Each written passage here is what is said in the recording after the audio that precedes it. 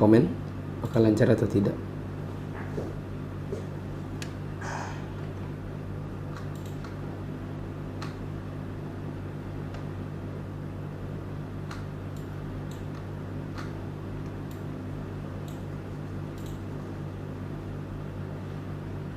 Lancar atau tidak.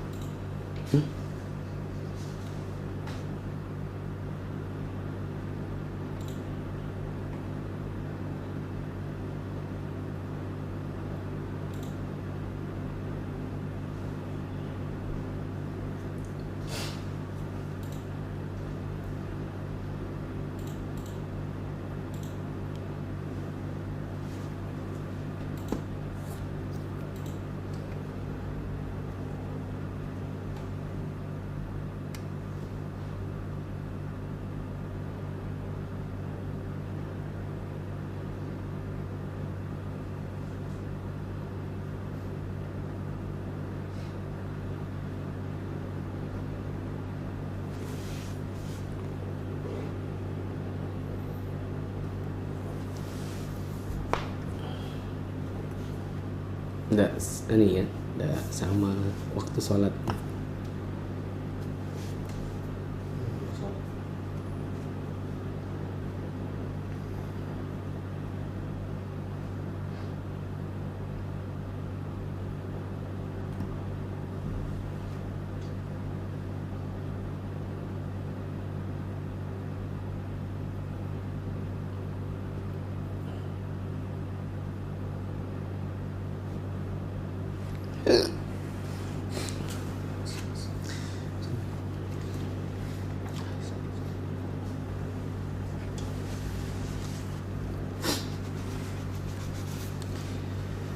Silakan teman-teman bersiap, kurang lebih 3 menit lagi kita akan mulai masuk. Usul fikih 16 17 dong. Kan libur itu. Oh mungkin itu yang anak kira. Masa biar nanti tulisannya dari 10 langsung 12 dari 11 gitu. 11 kan antum bikin apa? Pengumuman enggak? Pengumuman.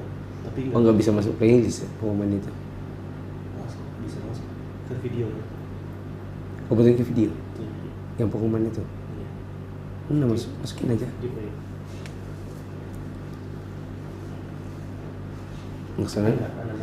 Maksudnya kalau dimasukin dikasih nomor 11 kan 11 itu nanti orang kapan-kapan ngelihat oh waktu pertemuan 11 itu ternyata disuruh murojaah dari awal, nah dia akan melakukan juga harusnya dia lakukan.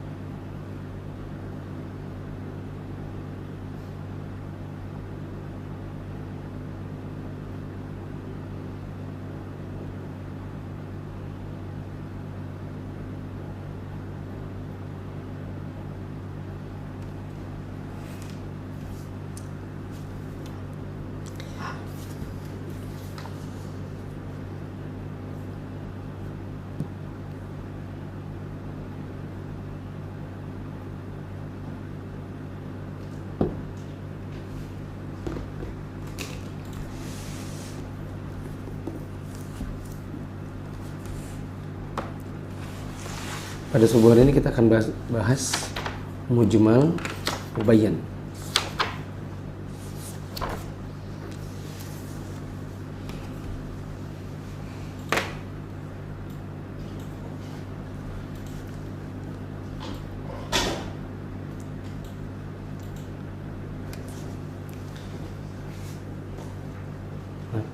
Bismillahirrahmanirrahim. Assalamualaikum warahmatullahi wabarakatuh. Alhamdulillahirabbil alamin wassalatu wassalamu ala asyrafil anbiya'i wal mursalin wa ala alihi wa ashabihi wa man tabi'ahum bi ihsanin ila yaumiddin. Teman-teman yang dirahmati Allah, pada kesempatan subuh hari ini kita akan masuk dalam bab mujmal dan mubayyan.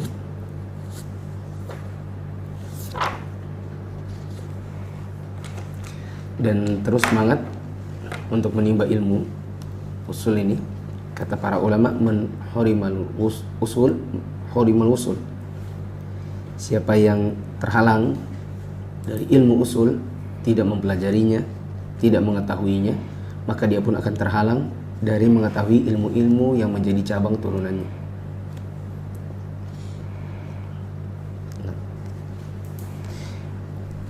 Al-mujmal wal mubayyan. Mujmal dan mubayyan. Salah nih. Itu mutlak muqayyad. Oke. Kalau di Indonesia kan mujmal itu global, mubayyan itu terperinci. Ya, detail. Ta'riful mujmal. Definisi mujmal. Al-mujmalu lughatan, Mujmal secara bahasa, al-mubhamu wal majmu'. mubham atau yang tidak diketahui dan yang terkumpul. Wastilahan, Dan secara istilah, ma yatawaqqafu apa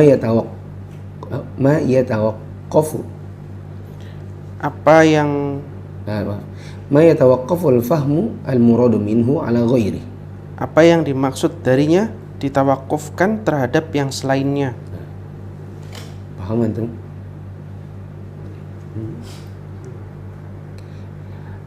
Dan secara istilah, mujmal global itu adalah sesuatu yang definisinya baru akan dipahami, definisinya bergantung kepada definisi yang lain. Atau maksudnya apa ya? Ma yatawaqqaful fahmul muradu minhu ala ghairi. Sesuatu yang pemahaman kita tentangnya bergantung pada sesuatu yang lain.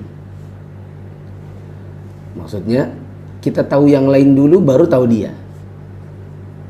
Gitu. Yang lain ini maksudnya penjelasnya. Langsung saja kalau kita masuk dalam fikih, turunan fikihnya berarti gini langsung. Yaitu suatu nas yang kita baru akan mengerti, yang pemahaman tentang nas itu bergantung kepada pemahaman nas yang lain. Nah, gitu. Ayat yang kita baru akan tahu tentang dia, maknanya, bila kita menjelaskannya pakai ayat yang lain. Atau dalil yang kita baru akan tahu tentang dirinya, tahu tentang dia bila menggunakan dalil yang lain. Itu kalau mau langsung tuh ke fikihnya. Imma fi ta'yinihi, Baik dalam ta'yinnya atau penentuannya, au bayani sifatihi, atau penjelasan sifatnya, au miqdarihi. atau ukurannya. Maksudnya yaitu nas yang pemahaman tentangnya bergantung kepada nas yang lain, baik dalam perinciannya atau penentuannya, maupun sifatnya ataupun kadarnya. Bil mithal yattadihul maqal. Kalau kita kasih contoh maka akan lebih mudah dan lebih jelas.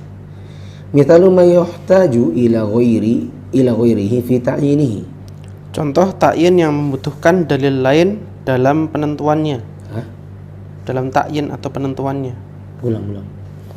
Contoh yang membutuhkan dalil lain dalam ta'yin atau penentuannya. Ya. Apa contohnya? Qauluhu ta'ala.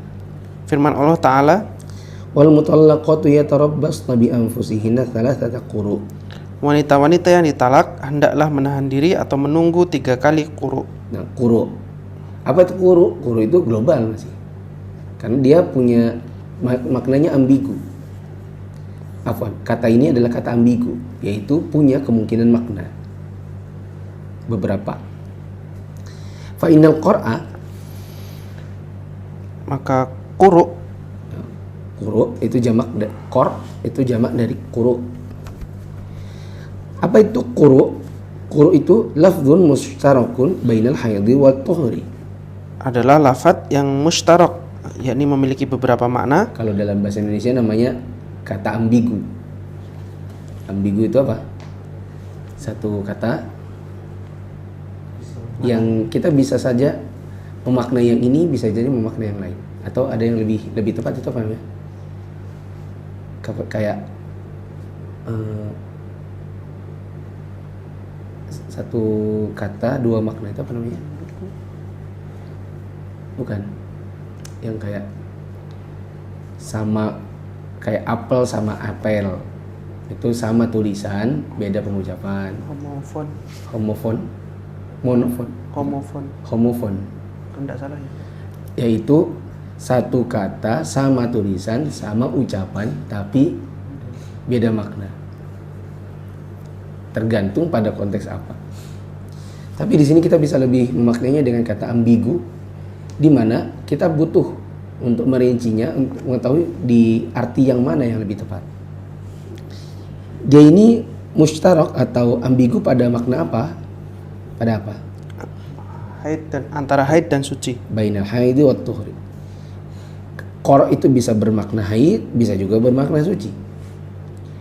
Bedanya di mana? Misalnya wanita itu ditalak, ternyata haidnya sebulan 3 kali. Itu beda dengan kalau seandainya sucinya yang sebulan 3 kali. Beda yang haidnya dengan haid 1 kali.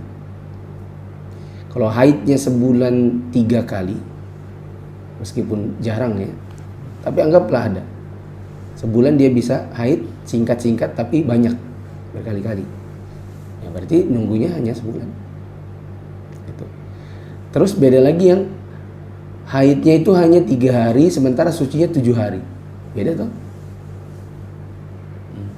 Atau haidnya cuma 7 hari dalam sebulan, sisanya 22-23 harian isinya suci. Itu beda dalam durasinya. Jadi kalau diartikan wanita-wanita yang ditalak hendaknya beriddah atau menunggu 3 kali quru. Quru ini yang mana? Kata perempuannya, saya pengen cepat nikah karena saya ini haidnya itu setahun 3 kali aja. Berarti saya setahun lagi baru bisa ini. Iya bu, mau gimana lagi? Ya. Ada lagi yang, wah saya itu 1 bulan bisa haid 3 kali. Kalau nunggu haid atau nunggu suci baru saya nikah katanya. Nah, fayuhtaju fi ta'ini ahadihima ila dalil. Maka mentakyin salah satunya membutuhkan dalil. Mau dibilang haid kah atau suci kah, itu butuh dalil. Dan ini memang ada khilaf ulama. Ada yang mengatakan 3 kali suci, ada juga yang mengatakan 3 kali haid. Mithalu ma yahtaju ila ghairihi fi bayani sifatih. Contoh yang membutuhkan dalil lain dalam penjelasan sifatnya. Penjelasan sifat atau tata caranya. Qauluhu ta'ala, Firman Allah Ta'ala, wa aqimus shalah. dan dirikanlah sholat. Sholat, tapi sholat yang mana? Itu kan global masih. Butuh penjelasan sifat, dan penjelasan sifatnya membutuhkan dalil yang lain. Fa inna kaifiyata iqamatis shalah majhulatun. Maka tata cara mendirikan sholat tidak diketahui hanya dengan ayat ini, Tahtaju ila bayanin, membutuhkan penjelasan dengan dalil lain. Wa mithalu ma yahtaju ila ghairihi fi bayani miqdari. Contoh yang membutuhkan dalil lain dalam penjelasan ukurannya. Contoh yang butuh dalil lain untuk menjelaskan kayak apa ukurannya. Qauluhu ta'ala, Firman Allah Ta'ala, wa atuz zakah. dan tunaikanlah zakat. Ada sebagian cetakan seperti buku yang saya baca, ini dia salah. Dia tulis aqimus shalah lagi.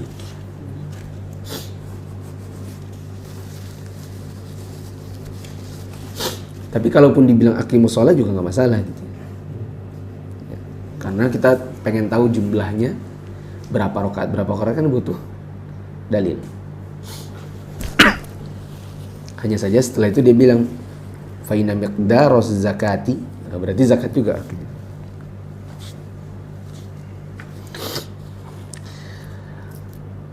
Ada firman Allah, berikanlah atau tunaikanlah zakat. Terus fa inna miqdaros zakati alwajibati majhulun yahtaju ila bayan. Ukuran zakat yang wajib tidak diketahui hanya dengan ayat ini, maka membutuhkan penjelasan. Sehingga butuh penjelasan. Penjelasannya pakai apa?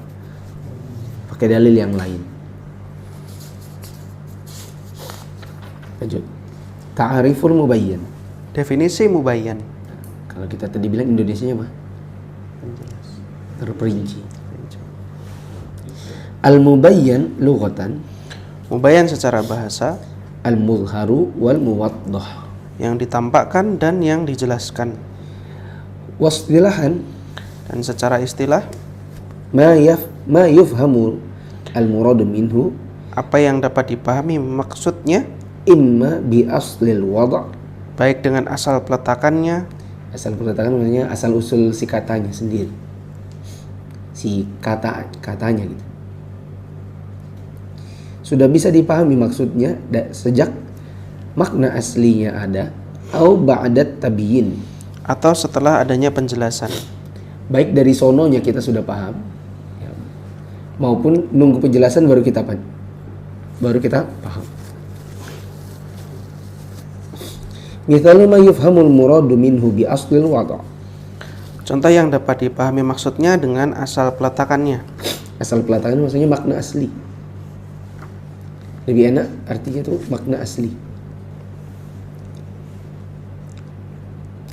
Apa contohnya?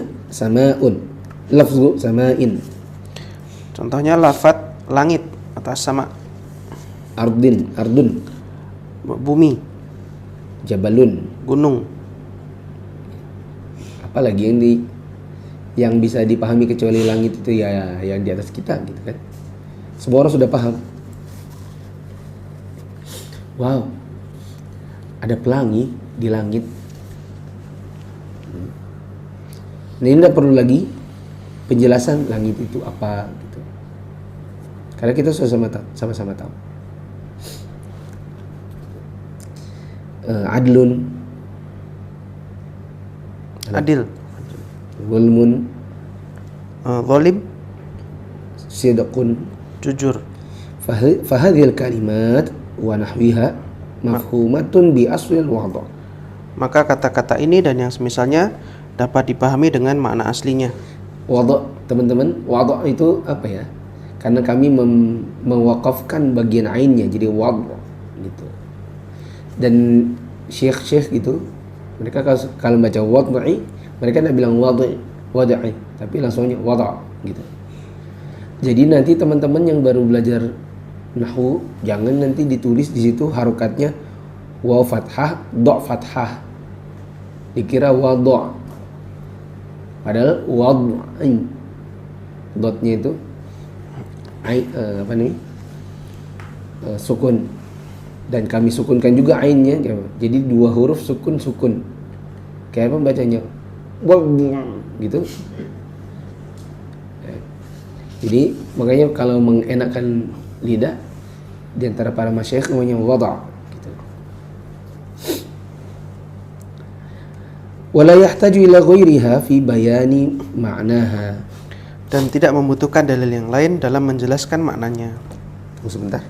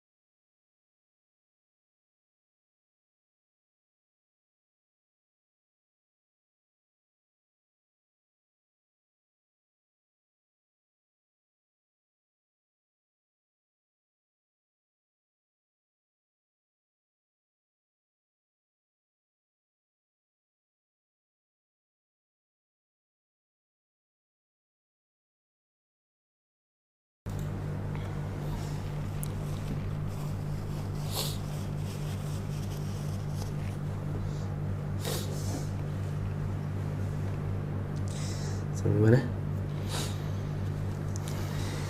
Wa mithalu ma yufhamul muradu minhu ba'da tabyin. Contoh yang dapat difahami maksudnya setelah adanya penjelasan. Qauluhu ta'ala, Firman Allah Ta'ala, wa aqimus salata wa atuz zakah. dan dirikanlah salat dan tunaikan zakat. Fa inna al-iqamata wal ita'a Maka mendirikan salat dan menunaikan zakat, kullun minhuma mujmalun. keduanya adalah mujmal, Walakin syari'a bayyanahuma. tetapi pembuat syariat yaitu Allah Ta'ala telah menjelaskannya.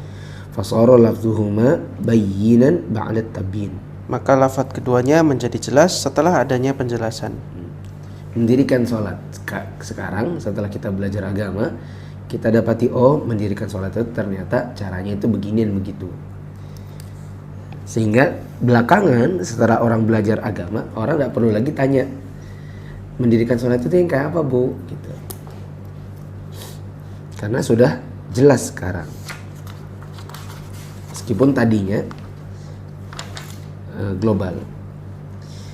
Sekarang kalau umum, cara mengamalkan yang umum kayak apa? Sudah berlalu. Bab umum, am. Bagaimana cara mengamalkan umum? Mengamalkan sesuai dengan dalil umumnya dan tidak mengkhususkannya kecuali dengan dalil yang mengkhususkannya. Bagaimana cara mengamalkan yang mutlak? Ya, memahami dan mengamalkan kemutlakannya sampai ada dalil yang Mengkhususkan. mentakyidnya. Nah, sekarang mujmal. Kira-kira bagaimana cara mengamalkannya? Amalkan kemujmalannya, globalnya, dan jangan bikin dia seolah-olah terperinci dengan perincian sendiri tanpa adanya dalil yang memerinci. Coba al-amalu bil mujmali. Beramal dengan dalil yang mujmal.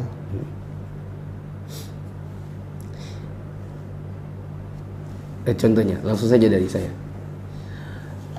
Kayak ayat-ayat tentang sifat-sifat Allah. Allah turun, wajah Allah, tangan Allah, itu kan semua mujmal. Tidak ada perincian wajah Allah itu kayak apa, tangan Allah kayak apa. Itu nggak ada perinciannya. Dan memang tidak ada dalil yang merincinya. Jadinya amalkan bahwa Allah punya wajah, sudah. Bahwa Allah ada tangan, sudah. Bahwa Allah turun ke langit dunia, tanpa mencoba untuk merincinya karena kita tidak dapat dalilnya. Ya, langsung. Yajibu 'alal mukallafi 'aqdul azimi 'ala 'amali bil mujmali mata hasala bayanu. Seorang mukallaf wajib bertekad untuk beramal dengan dalil yang mujmal ketika telah datang penjelasannya.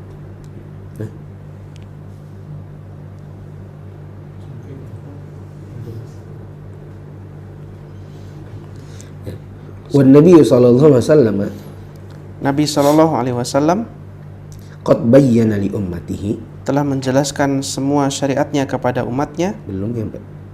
Telah menjelaskan kepada umatnya jami'a syari'atihi, Semua syariatnya, usuliha wa furu'iha, baik pokok-pokoknya maupun cabang-cabangnya, hatta tarakal ummata, sehingga beliau meninggalkan umat ini ala syari'atin bayda naqiyatin, di atas syariat yang putih bersih, lailuha kana hariha, malamnya seperti siangnya. walam yatrukil bayana Dan beliau tidak pernah sama sekali meninggalkan penjelasan terhadap syariat indal hajati ilaiha abadan. ketika dibutuhkan. Maksudnya Nabi bila memang ada bila Nabi memang harus menjelaskan secara terperinci, pasti sudah Nabi jelaskan. Apa yang Nabi tinggalkan berupa kemujmalan global, ya sudah global gitu aja. Ya. Ada kaidah yang mengatakan tarkul bayani indal hajati atau an waqtil hajati la yajuz. Kaidahnya adalah meninggalkan penjelasan padahal sedang dibutuhkan, itu tidak boleh dan tidak mungkin. Contoh. Nabi SAW didatangi laki-laki tua mengaku bahwa dia berjima sama istrinya. Lalu Nabi suruh dia bayar kafarat. Ya. Yang ini mampu nggak? Nggak mampu. Kalau begini nggak mampu. Kalau begitu nggak mampu. Kenapa nggak mampu? Iya karena saya begini dan begitu. Sudah? Ya sudah nih makanan bawa pulang. Nah, Nabi SAW lagi dicurhati, dikonsultasi oleh laki-laki tua. Padahal dia jima sama siapa? Istrinya. Nah, pertanyaannya, istrinya kok tidak dijelaskan? Nabi SAW kok kamu gimana? Bisa memberikan budak? Bisa puasa 60 hari berturut-turut, 2 bulan berturut-turut? Bisa memberikan makan orang miskin? Ya. 60 orang miskin? Gitu. Istrinya gimana? Padahal laki-laki ini sedang membutuhkan penjelasan. Sehingga sebagian ulama ada yang mengatakan waktu itu sedang dibutuhkan penjelasan, Nabi tidak menjelaskan istrinya. Itu berarti sementara kaidahnya adalah tarkul bayani 'indal hajati la yajuz. Meninggalkan penjelasan padahal lagi dibutuhkan penjelasan itu nggak bisa, nggak boleh dan nggak mungkin. Artinya kalau memang yang membayar kafarat itu adalah istrinya juga, pasti Nabi sudah sebutkan.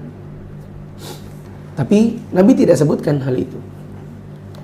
Menunjukkan bahwa apa? Bahwa istrinya tidak bayar zakat, tidak bayar kafarat, cuman suaminya. Hanya saja memang sebagian ulama yang lain mengatakan, iya, itu memang yang dijelaskan suaminya. Tapi kita sudah sama-sama bisa paham bahwa yang terkena oleh syariat siapa? Suami aja apa istri juga? Dua-duanya. Istri juga. Itu menunjukkan bahwa kafarat berlaku kepada keduanya. Sebagian ulama yang lain mengatakan kafarat berlaku kepada yang ngajak. Jadi kalau yang ngajak suami dan istrinya nangis terpaksa, maka yang bayar kafarat suaminya. Tapi kalau istrinya yang maksa dan suami yang menangis, maka yang bayar Dua-duanya. yang bayar dua-duanya, karena menangisnya pertamanya aja. Itu pun kalau nangis. Kayaknya jarang ada suami nangis.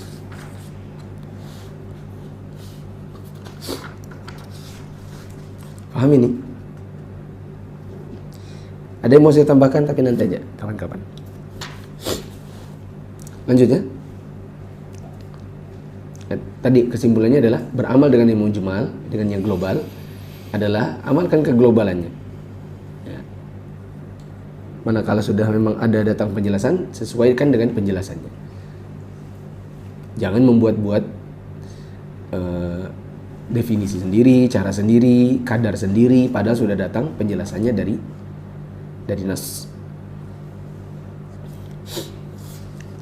Wa bayanuhu sallallahu alaihi wasallam, Dan penjelasan Nabi SAW itu imma sebentar.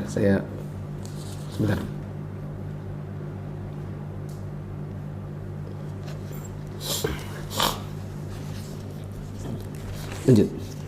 Penjelasan Nabi SAW imma bil qawli, berupa perkataan, bisa jadi berupa perkataan, au bil fi'li, atau perbuatan, au bil qawli wal fi'li jami'an. atau perkataan dan sekaligus perbuatan. Bisa jadi Nabi menjelaskannya dengan ngomong, bisa jadi dengan mempraktekkan, ya, menunjukkan caranya. Bisa jadi dua-duanya. Mithalu bayanihi bil qaul, Contoh penjelasan beliau SAW dengan perkataan, ikhbaruhu an ansibatiz zakati wa maqadiriha, pengkhabaran beliau tentang nisab-nisab dan ukuran zakat. Contohnya adalah penjelasan Nabi terhadap zakat, tentang zakat. Berapa nisabnya? Bagaimana kadar pembayarannya? Berapa? Ini sudah dijelaskan Nabi SAW kama fi qaulihi SAW sebagaimana dalam sabdanya sallallahu alaihi wasallam, fima saqatis sama'u al-ushru. hasil pertanian yang diairi dengan air hujan zakatnya adalah 1/10. Bayanan Sebagai penjelasan li mujmali qaulihi ta'ala dari firman Allah Ta'ala yang mujmal, wa atuz zakata. dan tunaikanlah zakat. Nabi SAW sudah gini, Allah Subhanahu wa Ta'ala hanya mengatakan wa atuz zakah, berikan zakat. Sekarang bagaimana penjelasannya? Zakat ini berapa nisabnya? Berapa kadar yang ditunaikan? Datanglah penjelasan Rasulullah SAW dalam hadisnya. Maka yang kita amalkan adalah Bayar, yang mujmal ini dan mengikuti bayar. tata cara pembayarannya sesuai dengan tabiinnya atau hadis yang membayannya yang memberikan penjelasan.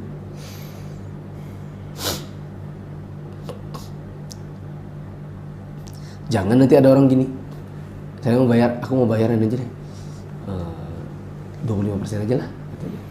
Apa itu? Zakat kau 25%, kan 2,5%, gak apa-apa, kita kan kaya, orang kaya kau beli. Nah, ini membayar zakat tidak sesuai dengan bayan dari Nabi. Gitu. Wa mawatinu ukhra. Contoh penjelasan beliau sallallahu alaihi wasallam. Salah. Wa mawatinu ukhra apa? Dan contoh apa? Yang lain apa ya? Ya. Dan begitu juga didapati dalam tempat-tempat yang lain dalam ayat. Yang ayatnya global dan Nabi datangkan penjelasannya. Seperti tata cara sholat. Nah, lanjut. Wa mithalu bayanihi bil fi'li. Contoh penjelasan beliau sallallahu alaihi wasallam dengan perbuatan. Qiyamuhu bi af'ali manasiki. Perbuatan beliau dalam manasik Amamal ummati. di hadapan umat Bayanan li mujmali qawli ta'ala. sebagai penjelasan dari firman Allah Ta'ala yang mujmal, Walillahi 'alan nasi hajjul bait.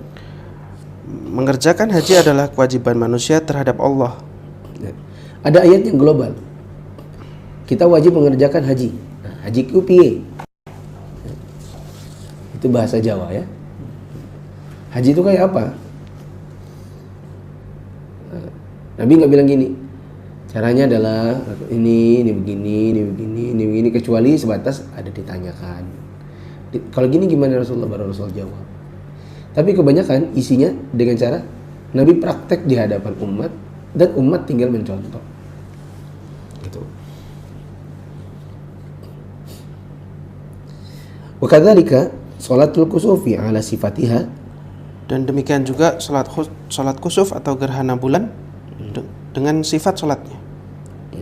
Hiya fil waqi' bayanun li mujmali qawlihi sallallahu alaihi wasallam. Fa idza ra'aitum minha syai'an fasallu. Dalam kenyataannya, hal ini merupakan penjelasan terhadap sabdanya sallallahu alaihi wasallam yang mujmal, jika kalian melihat sesuatu darinya maka salatlah. Ya. Kalau ada Nabi SAW pernah bilang gini, kalau kalian lihat ada gerhana matahari kah, bulan kah, yang namanya kusuf, ya, ini bila kalian lihat maka sholatlah. Nah, sholatnya kupi, sholatnya itu gimana? Gimana tata cara sholatnya? Nabi tidak sebutkan tentang tata caranya, tapi Nabi ajarkan langsung ketika terjadi prakteknya. Dan ini juga sebagian ulama mengatakan takhirul bayan an waqtil khitabi yajuz. Ya. Kalau tadi kan mengakhirkan penjelasan, menunda penjelasan padahal sedang dibutuhkan, itu nggak boleh. Ya. Nah, sekarang ada juga sengaja menunda penjelasan ketika sedang mengajarkannya, ya, atau ketika sedang membicarakannya, itu boleh. Ya. Kapan ditundanya? Nanti ada masanya. Dan itu juga boleh. Seperti Nabi SAW, beliau hanya mengatakan, jika kalian melihat sesuatu gerhana, sholatlah. Ya. Dan belum dibutuhkan tata cara sholatnya. Nanti ketika sudah datang terjadi, baru Nabi contohkan. Seperti saya bilang gini kan, sebenarnya saya mau nambahkan sesuatu dan ini penting, tapi nanti aja lah. Saya sengaja menundanya. Kenapa? Karena kalau tak tambahin lama-lama buku ini tidak selesai-selesai. Kebanyakan catatan dari sayanya. Gitu. Selain kebanyakan dari catatan saya, ya nambahin pikiran gitu. Sementara kita maunya ya ringkas-ringkas dulu. Gitu. Ini aja sudah agak keluar dikit gitu. Lanjut. Nah, jadi akhirnya Nabi SAW menjelaskan tata cara sholat gerhana dengan cara Nabi mempraktekkannya. Lanjut. Wa mithalu bayanihi bil qawli wal fi'li. Contoh penjelasan beliau Shallallahu Alaihi Wasallam dengan perkataan dan sekaligus perbuatan. Bayanu kaifiyati sholati. Penjelasan beliau Shallallahu Alaihi Wasallam tentang cara sholat. Fa innahu kana bil qawli. Sesungguhnya penjelasan beliau adalah dengan perkataan, Kama fil hadits al-musi'i fi sholatihi. sebagaimana dalam hadis al-musi' fi sholatihi, orang yang jelek dalam salatnya, Haitsu qala sallallahu alaihi wasallam, di mana beliau Shallallahu Alaihi Wasallam bersabda, idza qumta ila sholati fasbighil wudu'a thumma istaqbilil qiblata fakabbir. jika engkau akan sholat maka sempurnakanlah wudu, kemudian menghadaplah ke kiblat, lalu bertakbirlah. Wa kana bil fi'li aidan. Dan penjelasan beliau adalah dengan perbuatan juga. Kama fi hadithi Sahalin ibni Sa'd as-Sa'idi, Sebagaimana dalam hadis Sahal bin Sa'ad as-Sa'idi radhiyallahu anhu, anna Nabi sallallahu alaihi wasallam bahwa Nabi Shallallahu Alaihi Wasallam qama 'alal minbari berdiri di atas mimbar, fakabbara wa kabbara an-nas wara'ah. lalu bertakbir, yakni takbiratul ihram, dan orang-orang pun bertakbir di belakang beliau, Wa huwa 'alal minbar. sedangkan beliau berada di atas mimbar. Al-hadits wa fihi, Dan dalam hadis tersebut, thumma aqbala 'alan nasi kemudian beliau menghadap kepada orang-orang wa qala dan berkata, inna ma fa'altu hadza hanya saja aku melakukan ini lita'tammu bi supaya kalian mengikuti wa gerakanku lita'lamu sholati. dan supaya kalian mengetahui sholatku. Gini maksudnya. Nabi SAW juga kadang menjelaskan sesuatu itu menggabungkan antara perkataan dan perbuatan. Contohnya sholat. Nabi pernah lihat ada orang yang jelek dalam sholatnya, maka Nabi ajarkan dia pakai perkataan. Kalau kamu sholat, kamu gini, lalu begini, lalu begitu, ya. Gitu. Suatu ketika Nabi juga tidak menjelaskan pakai kata-kata, tapi langsung pakai praktek. Nabi pernah sholat di atas mimbar. Jadi orang-orang bisa melihat Nabi. Nabi takbir, mereka takbir. Lalu Nabi SAW kalau mau sujud, beliau turun dari mimbar. Habis itu naik lagi. Anda bisa bayangkan kalau sholat di mimbar itu kayak apa kepentoknya, jidat. Tapi Nabi SAW sengaja naik ke mimbar, kecuali nanti waktu sujudnya beliau turun ke lantai, ke bawah. Nanti setelah itu baru beliau naik lagi. Nabi SAW setelah selesai sholat bilang begini, saya sengaja ya sholat di mimbar, memperlihatkan kepada kalian supaya kalian bisa belajar cara sholat. Paham? Yuk kita ulang dari awal. Yuk ulang dari awal, balik. Karena sudah habis babnya.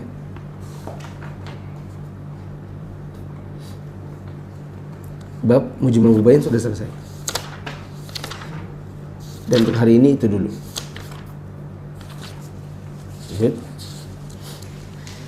Contoh lagi.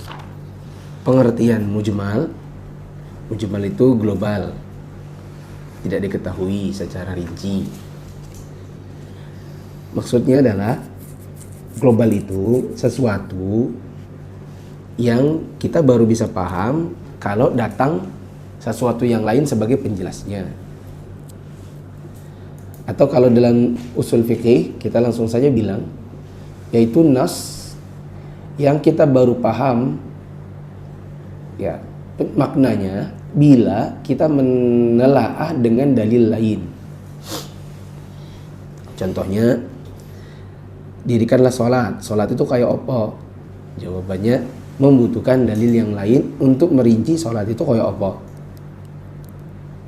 Itulah kayak apa maksud.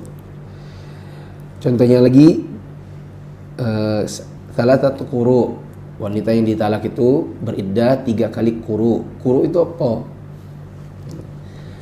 Itu ada yang bilang suci, ada yang bilang haid. Maklum karena korok atau quru itu global, maknanya juga ambigu ya, lafaz mustarok. Kemudian tunaikanlah zakat. Zakatnya berapa?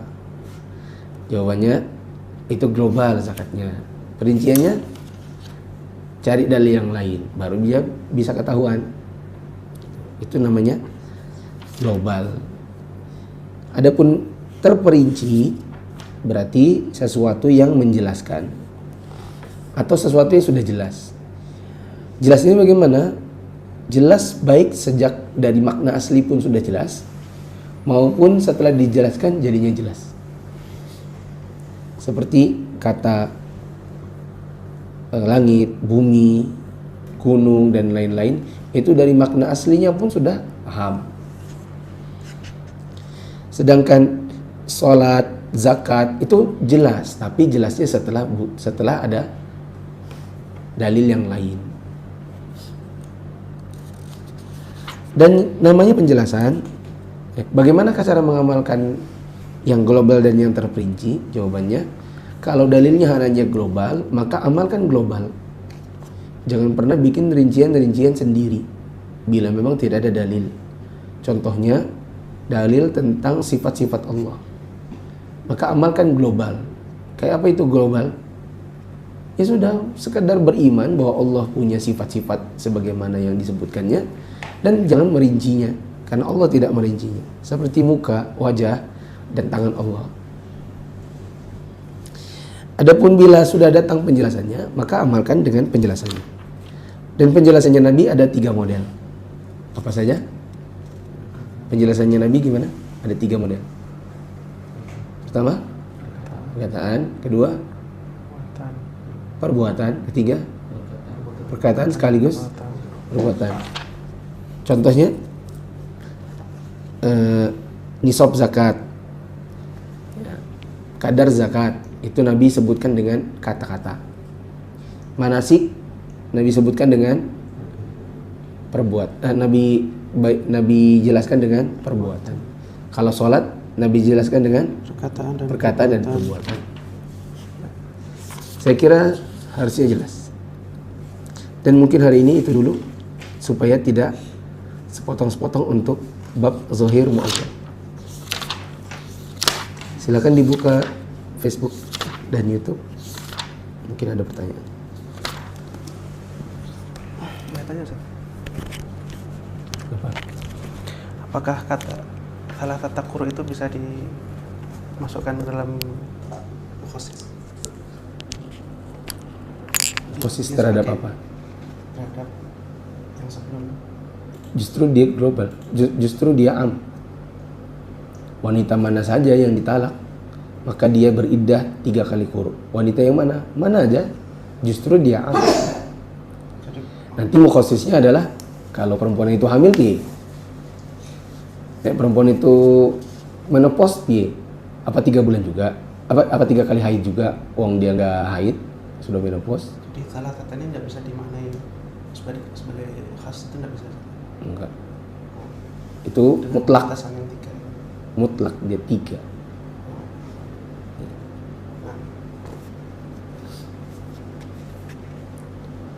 Adapun secara utuh dalil, maka dia adalah dalil global.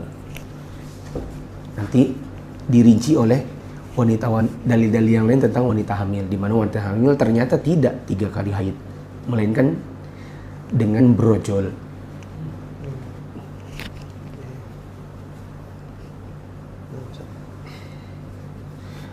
Apakah ayat yang di Al-Quran berbunyi pakailah pakaianmu yang indah setiap kali masuk ke masjid dapat dinasakh dengan pakaian berbunyi sesungguhnya pakaian terbaik adalah pakaian takwa? Tidak, nggak ada nasakh mansukh di situ.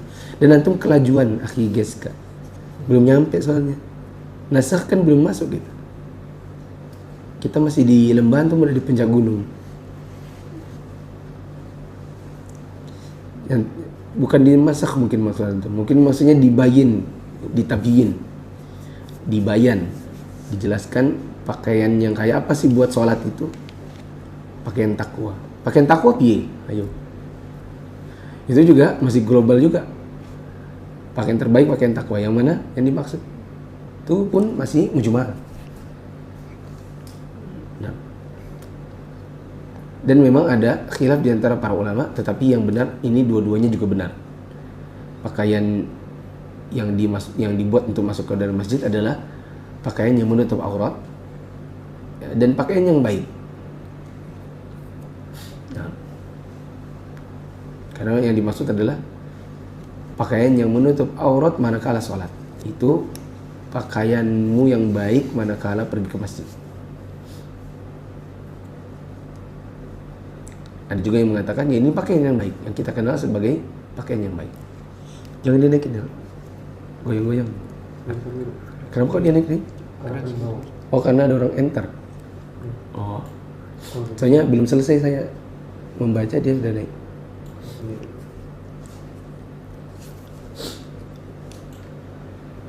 Bagaimana dengan nuzul Quran yang diperingati orang Indonesia? Orang Indonesia memperingati nuzulul Quran tanggal berapa? 17 Ramadan.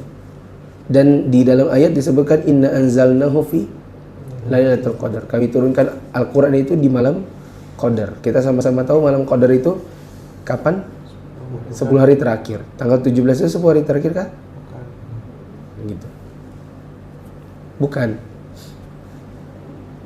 Maka itu termasuk kesalahan di dalam pengamalan. Apakah benar Rasulullah tidak pernah sholat tahiyatul masjid? Nabi SAW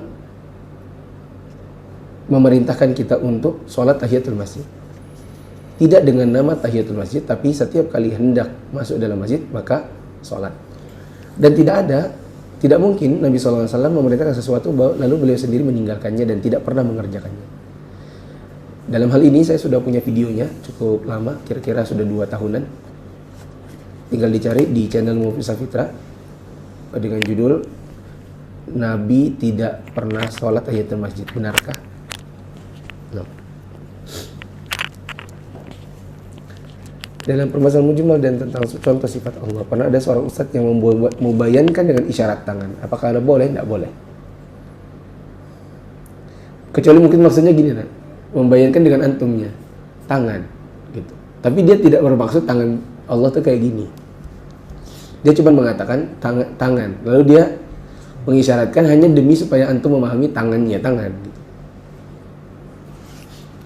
Jadi dia tidak bermaksud untuk menciri-ciri fisikkan tangan Allah, tetapi yang dia maksud adalah sekedar mengatakan itu adalah tangan. Adapun kalau dia bilang tangan Allah kayak gini nih, gitu, nah ini merupakan kesesatan.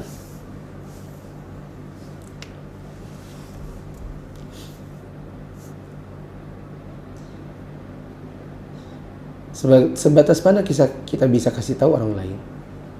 Sebatas yang kita tahu saja. Dan saat kita ditanya sesuatu lalu kita tidak tahu, kita bilang belum tahu. Amin. Facebook.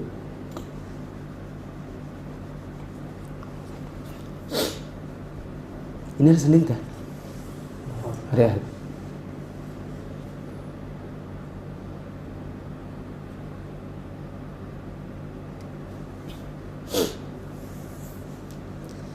Cara membedakan alif lam al-istighraqiyah dengan alif lam al-ma'rifah.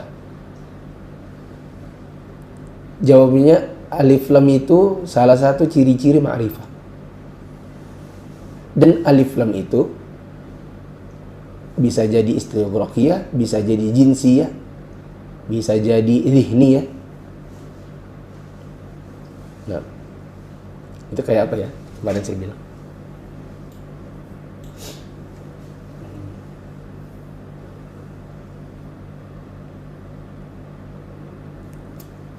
Ntar dulu, kita pikir.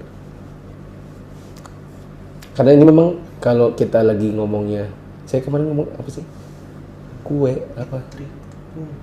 Tepung, oh ya tepung. Saya ngomongnya apa sih? Tepung itu beda dengan apa, tepung terigu itu beda dengan apa sih namanya? Ini, Ustadz, bagaimana cara membedakan tepung sama tepung beras? Kita jawab tepung adalah tepung. Tepung beras itu salah satu dari tepung. Ada juga tepung ketan, ada juga tepung terigu, ada tepung gandum, ada tepung maizena. Ya. Alif lam istighroqiyah.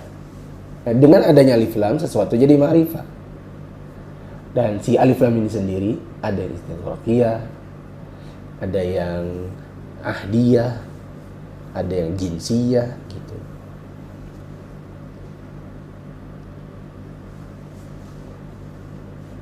Gitu ya. Kayak apa ya ngomongnya? Ustadz, bagaimana cara membedakan antara the dengan the end? Jawabannya, Mas, the itu bikin jelas dia. A house, sebuah rumah, menjadi the house, rumah itu. Ya. Dan the end itu hanya salah satu cara menerapkan the-nya. Susah? Nah, akan lebih mudah lagi kalau nanti kita mulai konteks pada ayat. Kalau gini, malaikatun, seorang malaikat. Malaikatnya mana? Seorang, nah, global kan? Itu apa? Belum jelas kan? Itu namanya nakirah. Ketika ada al-malaikatu, ya, al-malaikatu, malaikat itu yang mana? Isi malaikat. Dalam konteks pembicaraan itu sedang ngomong apa? Oh, saya sedang ngomong Isra Mi'raj. Nah, berarti malaikatnya yang mana? Maka Jibril, gitu. Itu jadinya ma'rifat. Tapi kalau pas Isra Mi'raj itu ketemu dengan Baitul Ma'mur, di dalamnya ada malaikat-malaikat, muncullah istighroqiyah. Malaikat-malaikat yang mana? Malaikat-malaikat. Tapi jenisnya jenis malaikat. Meskipun belum tahu, tapi sudah jelas malaikatnya yang mana. Itu para malaikat.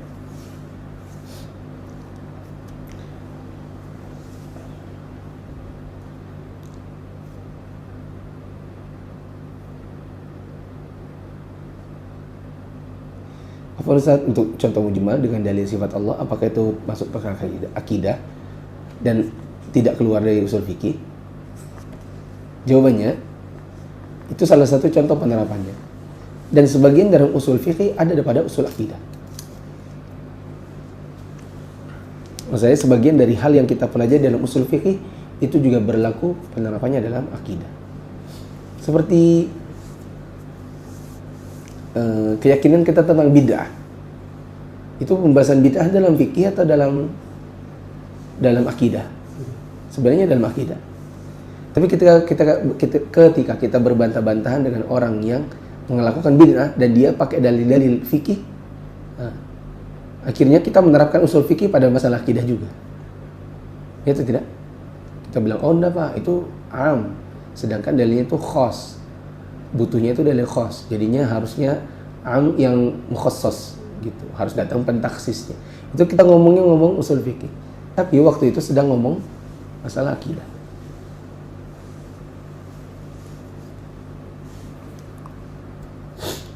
Bagaimana jika suaminya tidak menafkahi batin setahun? Zihar. Oh, enggak. Zihar belum tentu. Zihar itu dia ngomong, kamu mulai hari ini seperti ibuku. Mulai hari ini kamu nggak bakal, ya demi Allah kamu nggak bakal ku gauli lagi sebagai istri. Adapun suami tidak menafkahi batin, bisa jadi misalnya suaminya itu kerja di Arab Saudi. Habis itu suaminya nggak ada kabar. Apakah itu zihar? Bukan zihar. Tidak menafkahi batin itu mujmal. Oke? Dan zihar itu mubayyan. Selanjutnya suaminya menjatuhkan talak. Apakah jika ingin menikah lagi menunggu masa iddah juga? Talak berapa dulu? Talak 1, 2 tidak butuh masa iddah. Talak 1, 2 maka dia masih seperti istri. Jadi nanti kalau mau lanjut ya sudah nikah tanpa perlu nikah ulang. Kecuali setelah talak hilang masa iddahnya. Sudah lewat masa iddahnya baru kemudian menikah lagi. Coba nanti Umuriani Eva buka di YouTube saya, cari Mufli terus beda talak 1, 2, 3. Coba cari itu. Beda talak 1, 2, 3.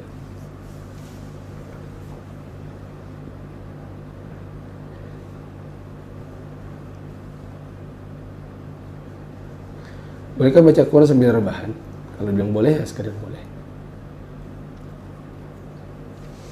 Oh, apakah boleh hanya dengan hafalan atau termasuk juga baca mushaf? Ya, kita kalau baca mushaf, selama mushafnya nggak ditaruh di lantai, gitu, baru kita kayak gini. Gitu. Tapi mungkin begini, karena mungkin sudah capek, sudah mulai mengantuk. Insya Allah tidak mengapa. Habis itu. Demikian. Subhanakallahumma wa bihamdika. Asyhadu an la ilaha illa anta astaghfiruka wa atubu ilaik. Wassalamualaikum warahmatullahi wabarakatuh.